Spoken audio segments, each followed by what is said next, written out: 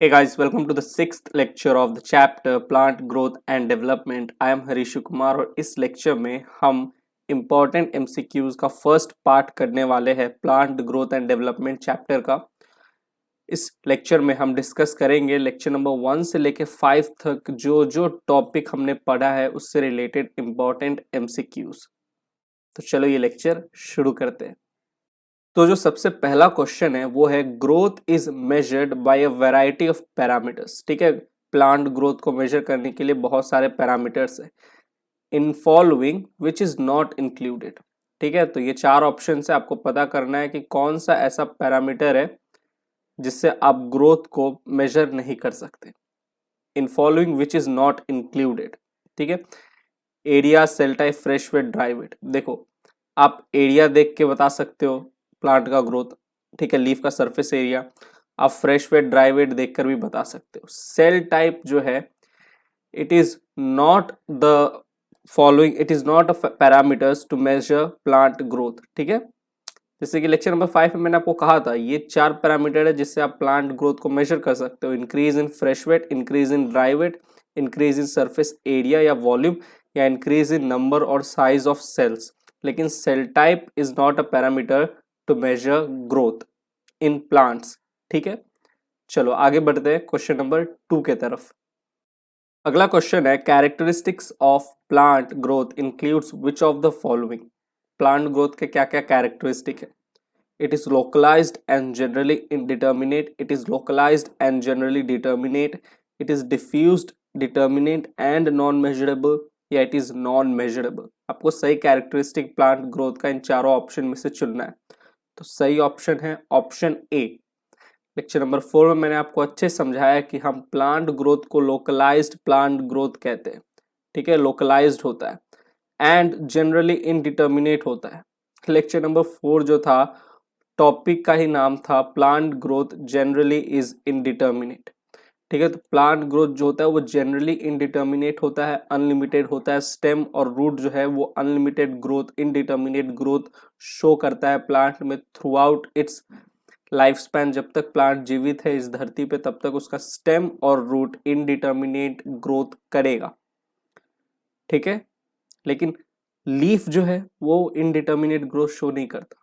Plant का leaf, fruit, flower वो determinate growth show करता है। तो प्लांट में जो ग्रोथ होता है लोकलाइज्ड होता है। ठीक है, लोकलाइज्ड प्लांट ग्रोथ होता है। ठीक है, कुछ पार्ट तो इनडिटर्मिनेट ग्रोथ शो करते हैं क्योंकि वहां पे मेरिस्टेमेटिक सेल्स होते हैं, मेरिस्टेमेटिक टिश्यू होता है, मेरिस्टेमेटिक रीजन होता है। जैसे शूट का टिप, रूट का tip, shoot typical meristem, root typical meristem, सारी बातें मैंने आपको अच्छे से समझाई है लेक्चर नंबर 4 में। ठीक है, तो प्लांट ग्रोथ का कैरेक्टरिस्टिक है कि it is localized and generally indeterminate. चलो आगे बढ़ते हैं क्वेश्चन नंबर 3 के तरफ। क्वेश्चन नंबर 3 है growth at cellular level is principally and increase in the amount of. अगर आपको सेलुलर लेवल पे ग्रोथ चेक करना है तो क्या चेक करोगे? Increase in the amount of apoplast, cell wall, protoplasm या सेल मेम्ब्रेन। तो सही आंसर है protoplasm. Again in lecture number 5 सबसे पहला पॉइंट यही था कि at cellular level growth can be measured by measuring the increase in the amount of protoplasm. Right, चलो आगे बढ़ते हैं क्वेश्चन नंबर 4 के तरफ। ये थोड़ा लंबा क्वेश्चन है, आपको करेक्ट स्टेटमेंट्स ढूंढना है। ये 4 स्टेटमेंट्स है, इनमें से आपको करेक्ट स्टेटमेंट चुनना है और ऑप्शन 4 आपके पास है ए बी सी डी। कौन सा ऑप्शन सही है? ठीक है, कौन से ऑप्शन में सही सही स्टेटमेंट्स है? तो पहला स्टेटमेंट है one maize root cell can give rise to more than 17,500 cells. A cell in watermelon can increase in size up to 3,50,000 times. The growth of the leaf is measured in terms of volume. गलत, in terms of surface area हो। ठीक है, तो पहला सही है, दूसरा सही है, तीसरा गलत है। The growth of pollen tube is measured in length, सही है। तो ऑप्शन 1, 2 और 4 सही है। तो ऑप्शन डी जो है हमारा स्टेटमेंट 1, 2, 4 सही है। तो ऑप्शन डी देखो 1, 2 एंड 4 आर करेक्ट। तो ऑप्शन डी करेक्ट होगा। लेक्चर नंबर 5 में मैंने आपको कहा था एनसीईआरटी पेज नंबर 241 पे आपको ये दिखेगा कि one single maize root apical meristem can give rise to more than 17,500 new cells per our.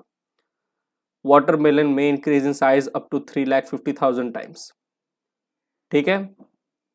और the growth of pollen tube is measured in terms of its length, ठीक। तो 1 2 4 सही है, लेकिन थर्ड देखो, the growth of the leaf is measured in term of volume, नहीं। An increase in the surface area denotes the growth in leaf, dorsiventral leaf, ठीक है। तो लीफ कब आपको पता चलेगा ग्रो किया, जब उसका सरफेस एरिया इंक्रीज होगा, ना कि उसका वॉल्यूम। तो स्टेटमेंट 1 2 4 सही है, तो option D is the correct option. आगे बढ़ते हैं क्वेश्चन नंबर 5 के तरफ। क्वेश्चन नंबर 5 है, the form of growth where in new cells are always being added to the plant body by the activity of meristem is called. The form of growth जहां पे नए sales हमेशा add होते रहते हैं to the plant body, और ऐसा क्यों होता है, bye the activity of meristem. तो ऐसे फॉर्म ऑफ ग्रोथ को आप क्या कहोगे, close form of growth, open form of growth, discontinuous form of growth, या डिफ्यूज्ड फॉर्म ऑफ ग्रोथ। सही आंसर है ओपन फॉर्म ऑफ ग्रोथ।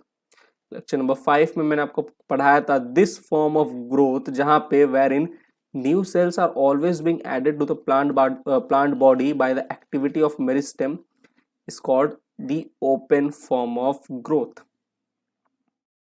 ठीक। तो यहाँ पे ये जो 5 क्वेश्चन, ज्यादा नहीं 5 ही क्वेश्चन हम करेंगे, क्योंकि अभी अभी तो चैप्टर का शुरुआत हुआ है, ज्यादा उतना इंपॉर्टेंट टॉपिक्स हमने अभी तक डिस्कस नहीं किया, ठीक है। तो ये 5 ही एमसीक्यूज है, यही देखो समझो कि अभी तक हमने जो जो पढ़ा है उससे रिलेटेड किस तरीके से क्वेश्चन आ सकता है। प्लांट ग्रोथ एंड डेवलपमेंट, आगे जो टॉपिक्स हम पढ़ने वाला है, आगे जो लेक्चर्स पढ़ने वाले हैं, वो ज़्यादा इंपॉर्टेंट है, ठीक है। तो ये जो एमसीक्यू वाला लेक्चर है होता है यहीं पे समाप्त। मिलता हूँ मैं आपसे प्लांट ग्रोथ एंड डेवलपमेंट के अगले लेक्चर नंबर 7 में। तब तक के लिए bye, thank you, take care.